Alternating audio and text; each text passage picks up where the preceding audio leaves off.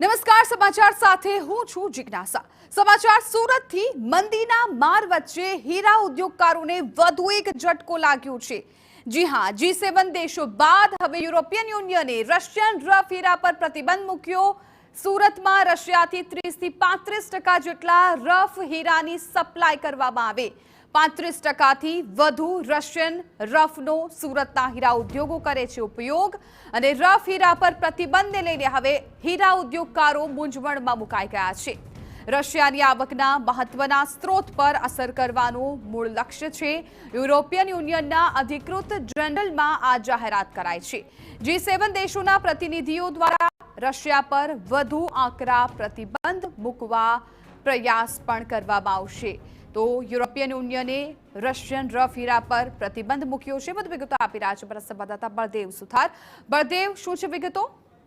જે રીતે છેલ્લા કેટલાક મહિનાઓથી સુરત હીરા બજાર છે તે મંદીની અંદરથી જે સમય જે પસાર કરવામાં આવી રહ્યો છે, જે રીતે છેલ્લા ઘણા સમયથી આ રીતની મંદીનો જે અસર છે તે સુરત હીરા બજાર ઉપર જોવા મળી રહી છે। જે રીતે G7 બાદ હવે યુરોપિયન યુનિયન દ્વારા રશિયન હીરા રફ જે છે તેના ઉપર પ્રતિબંધ મૂકવામાં આવ્યો છે। 35%થી વધુ રશિયન રફ છે તે સુરતના હીરાના વેપારીઓ દ્વારા ઉપયોગ કરવામાં આવતો હતો। પણ જે રીતે દિવાળી બાદ લોકોને જે વેપારીઓને આશા હતી કે હીરા ઉદ્યોગની અંદર થોડો સુધારો આવી શકે છે, પણ જે રીતે હજુ પણ કેટલાક મોટા પ્રમાણમાં જે કારખાનાઓ છે તે હજી બંધ સ્થિતિમાં જોવા મળી રહ્યા છે। નાના કારખાના છે હજુ પણ ચાલુ નથી થયા। હજી હીરા બજારની સ્થિતિ છે અત્યંત બહુ ગંભીર કહી શકાય છે। પ્રતિબંધને લઈને હીરા ઉદ્યોગ ઉપર મૂંઝવણમાં મુકાયા છે। મંદીની માર વચ્ચે સુરતના હીરા વેપારીઓ માટે એક માઠા સમાચાર જે કહી શકાય છે। યુરોપિયન યુનિયનના અધિકૃત જર્નલના 15મી ડિસેમ્બરમાં બહાર પાડવામાં આવેલા સત્તાવાર નિવેદન પ્રતિબંધ પર જે જાહેરાત કરી છે, એટલે છેલ્લા 2 વર્ષથી ચાલતા રશિયા અને યુક્રેનના યુદ્ધને કારણે આજે થોડી જે અસરો છે જે જોવા મળી રહી છે ને તેના કારણે સીધી અસર છે સુરત હીરા બજાર ઉપર થતી હોય છે। કારણ કે સૌથી મોટો હીરા ઉદ્યોગ જે છે સુરતને અંદરથી જે હીરા સપ્લાય થતા હોય છે, જે રફ છે, રફના ભાવ વધવાના કારણે પણ આ રીતની સ્થિતિ છે તે જોવા મળી રહી છે। બિલકુલ બળદેવ, આભાર। તો હવે હીરા ઉદ્યોગને વધુ એક માર સહન કરવાનો વારો આવ્યો છે। રશિયાની આવકના મહત્વના સ્ત્રોત પર હવે અસર થવાની યુરોપિયન યુનિયનના અધિકૃત જનરલમાં આ જાહેરાત કરવામાં આવી છે। હીરા ઉદ્યોગને વધુ એક ઝટકો લાગ્યો છે। G7 દેશોના પ્રતિનિધિઓ દ્વારા રશિયા પર વધુ આકરા પ્રતિબંધ મૂકવાનો પ્રયાસ। યુરોપિયન યુનિયને રશિયન રફ હીરા પર પ્રતિબંધ મૂક્યો છે અને સુરતના વેપારીઓ 35% જેટલા રફ હીરાની સુરતમાં સપ્લાય થતી હોય છે। હીરા ઉદ્યોગ જાણકાર દેવેશ નાવડિયા અમારી સાથે જોડાઈ ગયા છે। દિનેશભાઈ, આપનું ખૂબ ખૂબ સ્વાગત છે TV9માં। અત્યાર સુધી જે રીતે સમય પસાર થઈ રહ્યો હતો એમાં હીરા ઉદ્યોગે ઘણી બધી મંદીનો સામનો કર્યો છે, ત્યારે આ જે નિર્ણય છે કે યુરોપિયન યુનિયન અધિકૃત જનરલે એક જાહેરાત કરી છે, રશિયન હીરા જે છે રો હીરા એના પર તેમણે પ્રતિબંધ મૂક્યો છે, એની અસર ગુજરાતના હીરા ઉદ્યોગકારો પર કેટલી પડશે?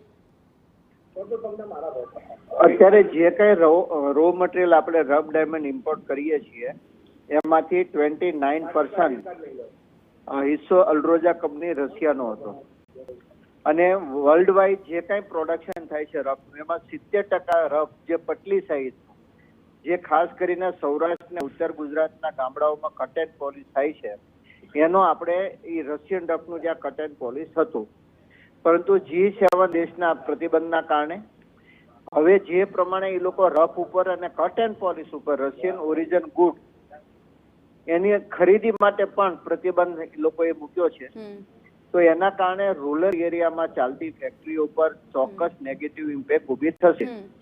જ્યારે G7 દેશની કન્ટ્રીના ડેલિગેશન સુરતની મુલાકાતે આવેલ ત્યારે અમે નાની ફેક્ટરીઓની અંદર એમને વિઝિટ કરાવેલી અને એ લોકોએ જોઈને પણ આશ્ચર્ય થયેલા કે ભાઈ એક નાની સાઈઝ ઉપર 54 ફેસેટ આ રત્ન કલાકારો કઈ રીતના પાડી શકે છે।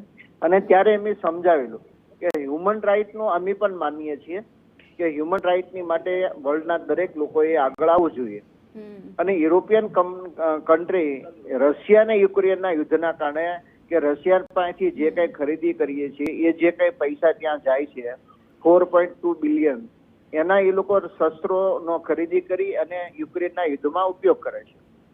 અમે એ બાબતમાં સહમત હતા। મેં એમને એક બીજી પણ બાબત સમજાવી કે ભાઈ આ રશિયન રફ ઉપર સૌરાષ્ટ્ર અને ઉત્તર ગુજરાતના લાખો રત્ન કલાકારો એની ઉપર જીવન નિર્વાહ ચલાવે છે।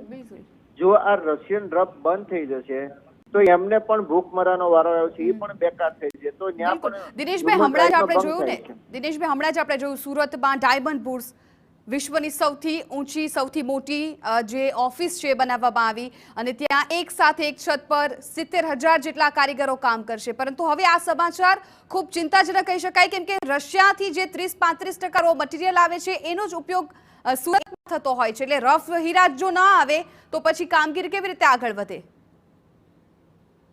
30% હિસ્સો નથી, 29% છે, જેની વેલ્યુ $4.2 બિલિયન છે. જી, મુશ્કેલી ચોક્કસ ઊભી થશે, પરંતુ સરકારને ગઈકાલે gems and jewellery export promotion કાઉન્સિલના માધ્યમથી આપણે સરકારને વિનંતી કરીએ છીએ કે આમાં કંઈક નિયમો હળવા કરે. પટલી સાઈઝનું જે કંઈ માલ આવે છે એને આવવા દે, પ્લસ કેરેટ 1ના માલની ઉપર પ્રતિબંધ મૂકે. એ ટાઈપની આપણું એક સજેશન પણ આપ્યું છે. એમાં કંઈક જો સફળતા મળે તો આ મુશ્કેલી નહીં આવે એવું હું માની રહ્યો છું. બિલકુલ દિનેશભાઈ, આભાર અમારી સાથે વાતચીત કરવા બદલ. તો હવે સુરતમાં જે રશિયાથી 30-35% જે રફ હીરાની સપ્લાય થતી હોય છે એ અટકી જશે તો મોટું નુકસાન થશે.